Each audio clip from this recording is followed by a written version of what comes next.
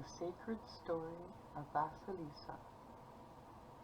Once there was, and once there was not, a young mother lay on her deathbed, her pale face as white as wax roses in the scarcity of the church nearby. Her young daughter and her husband sat at the end of her old wooden bed and prayed to God that she would be guided safely into the next world.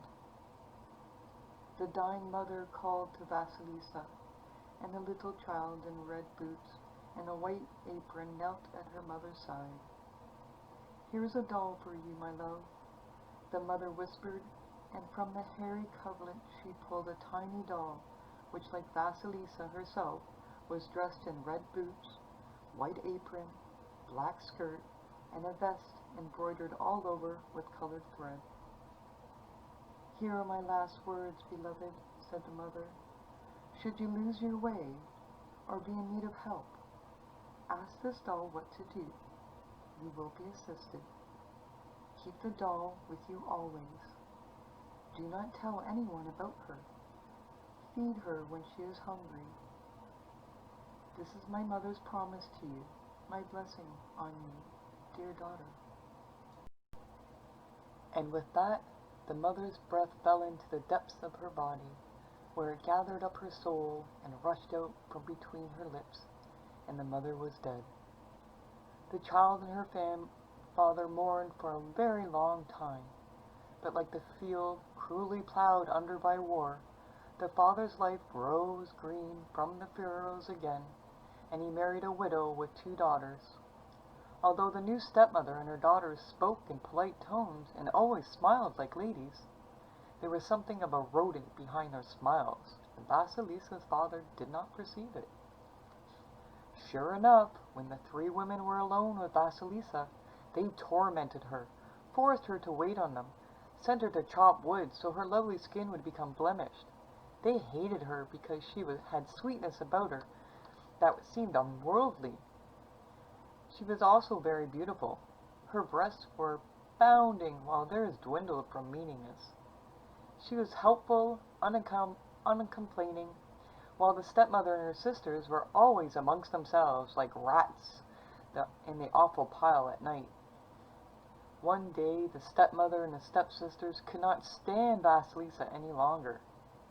"Let us conspire to make the fire go out, and then let us send Vasalisa into the forest to the Baba Yaga, the witch, to beg for fire for our hearth. And when she reaches the Baba Yaga, well, old Baba Yaga will kill her and eat her."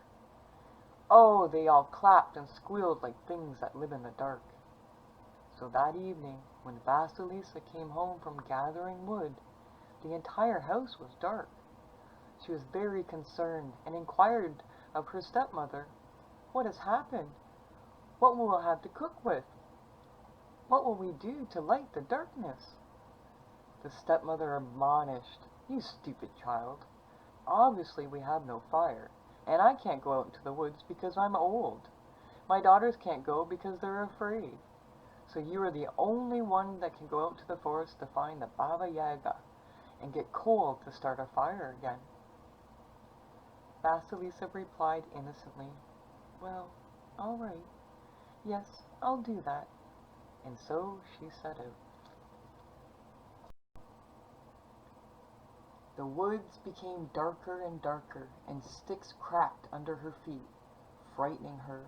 She reached down into the long deep pocket of her apron, and there was her doll her dying mother had given her. And Vasalisa patted her doll in her pocket and said, "Just touching this doll, I feel better." And every fork in the road, Vasalisa reached into her pocket and consulted the doll. "Well, should I go left, or should I go to the right?" The doll indicated yes, or no, or this way, or that way. And Vasalisa fed the doll some of her bread, and she walked and followed what she felt what was emanating from the doll. Suddenly, a man in a white horse galloped by, and he became daylight. Farther on, a man in red sauntered by on a red horse, and the sun rose. Vasalisa walked and walked, and as she came on to the hovel of Baba Yaga, a rider dressed in black came trotting on a black horse, and rode right into Baba Yaga's hut. Swiftly it became night. The fence made of skulls and bones surrounding the hut began to blaze with an inner fire, so the clearing there in the forest glowed with an eerie light. Now the Baba Yaga was a very fearsome creature. She traveled not by a chariot, and not on a coach, but in a cauldron shaped like a mortar, which flew along all by itself. She rode this vehicle on an oar shaped like a pedestal, and all the while she swept the tracks of where she'd been with the broom made from the hair of a person long dead. And the cauldron flew through the sky with Baba Yaga's own greasy hair flying behind. Her long chin curved up, and her long nose curved down, and they met in the middle. She had a tiny white goatee, and warts on her skin from her trade in her toads. Her brown, stained fingernails were thick and rigid like roofs, and so curled over she could not make a fist. Even more strange was the Baba Yaga's house. It sat atop a huge yellow scaly chicken legs and walked about all by itself, and sometimes twirled around and around like an ecstatic dancer. The bolts on the doors and the shutters were made of human fingers and toes, and the lock on the front door was a snout with many pointed teeth. Vasalisa consulted her doll and asked, "Is this the house we seek?" And the doll, in its very own way, answered, "Yes, this is what you seek." And before she could take another step, Baba Yaga and her cauldron descended on Vasalisa and shouted down at her, "What do you want?" And the girl trembled.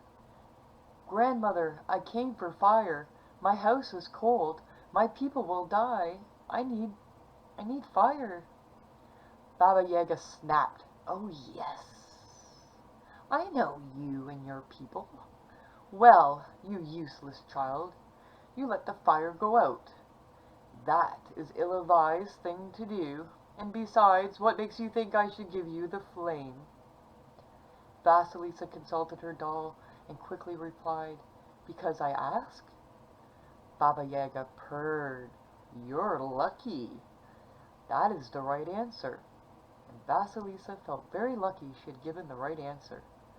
Baba Yaga threatened, "I cannot possibly give you fire until you've done work for me. If you perform these tasks for me, you should have the fire. If not—" And here Vasalisa saw Baba Yaga's eyes turn suddenly to red cinders. "If not, my child, you shall die." So Baba Yaga rumbled into the hovel and lay down upon her a bed, and ordered Vasalisa to bring her what she was cooking in the oven. In the oven was enough food for 10 people, and the Yaga ate it all, leaving just a tiny crust and a thimble of soup for Vasalisa. "Wash my clothes, sweep the yard, and clean my house.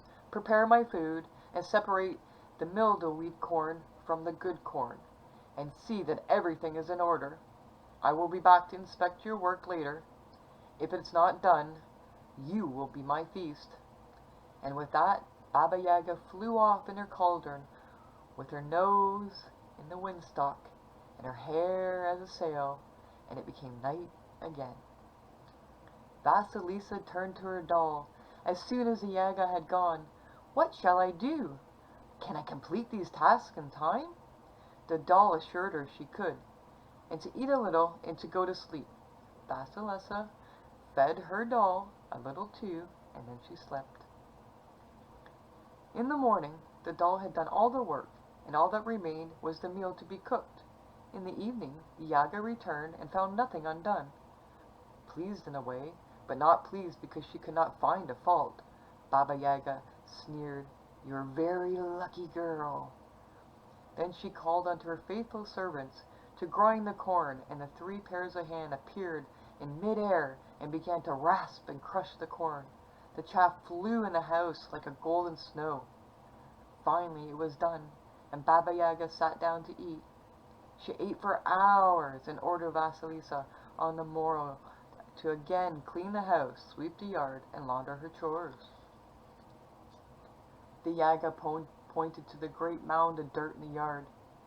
In that pile of dirt are many poppy seeds, millions of poppy seeds, and I want in the morning to have one pile of poppy seeds and one pile of dirt, all separated out from each other. Do you understand? Vasalisa almost fainted. Oh my, how am I going to do that? She reached into her pocket, and the doll whispered, "Don't worry, I will take care of it." That night, Baba Yaga snored off to sleep, and Vasalisa tried to pick the poppy seeds out of the dirt. After a time, the doll said to her, "Sleep now, all will be well." Again, the doll accompanied these tasks, and when the old woman returned home, all was done. Baba Yaga spoke sarcastically through her nose. "Well, lucky for you, you won't be able to do these things." She called for her faithful servants to press the oil from the poppy seeds, and again the 3 pairs of hands appeared and did so. While the Yaga was smearing her lips with grease from her stew, Vasalisa stood nearby. "What are you staring at?" barked Baba Yaga. "May I ask you some questions, grandmother?" asked Vasalisa. "Ask," ordered the Yaga, "but remember, too much knowledge can make a person too old too soon." Vasalisa asked about the white man on the white horse. "Aha," said the Yaga fondly. "The first is my day." "And the red man on your red horse is?" "Ah, that is my rising sun." "And the black man on the black horse?" "Ah, yes, that is the third, and he is my knight." "I see," said Vasalisa. "Come, come, child, wouldn't you like to ask more questions?" wailed the Yaga. Vasalisa was about to ask about the pair of hands that appeared and disappeared, but the doll began to jump up and down in her pocket. So instead, Vasalisa said, "No, grandmother. As you say yourself to say, to know too much can make one too old too soon." "Ah," said the Yaga, cocking her head like a bird. "You are wiser than your years, my girl. And how did you come to say this way?"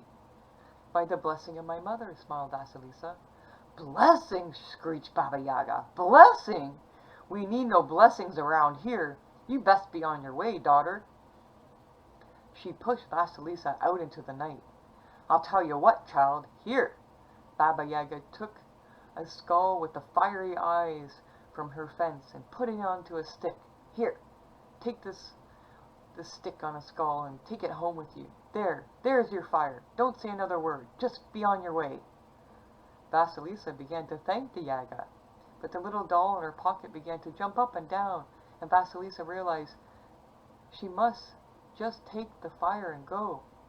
She ran for home, through the dark forest, following the turns and twists in the road as the doll had told her which way to go. Vasalisa came through the forest, carrying the skulls, with the fire blazing from its ears, eyes, and nose, and mouth holes. Suddenly she became frightened in its weight and its eerie light, and thought to throw it away. But the skull spoke to her and urged her to calm herself and to continue towards the home of her stepmother and the stepsisters. And this she did. As Vasalisa came nearer and nearer to her house, her stepmother and stepsisters looked out the window and saw a strange glow dancing through the woods. Closer and closer it came. They could not imagine what it could be.